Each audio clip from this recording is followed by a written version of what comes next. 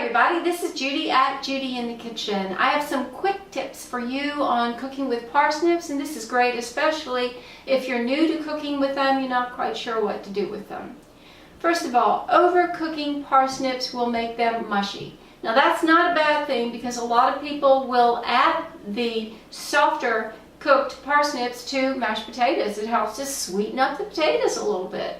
So if you want to puree them or mash them up, overcooking them is great.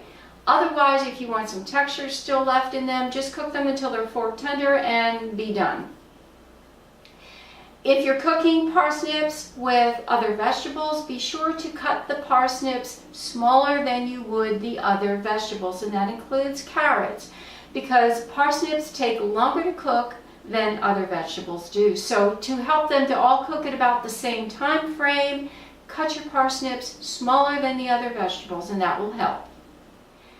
Like potatoes, parsnips will turn brown left in the air after they've been peeled and cut.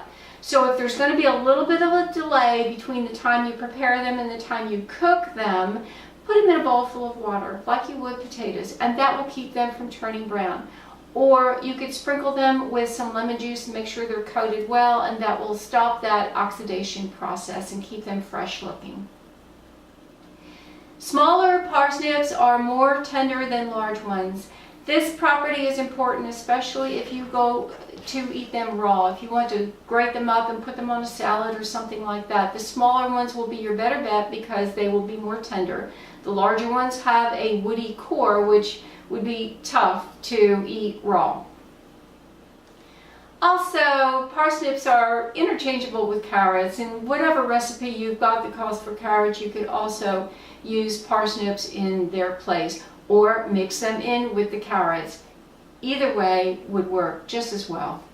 Let me know if you have any questions or comments. This is Judi at Judi in the Kitchen. I hope this helps. Bye for now.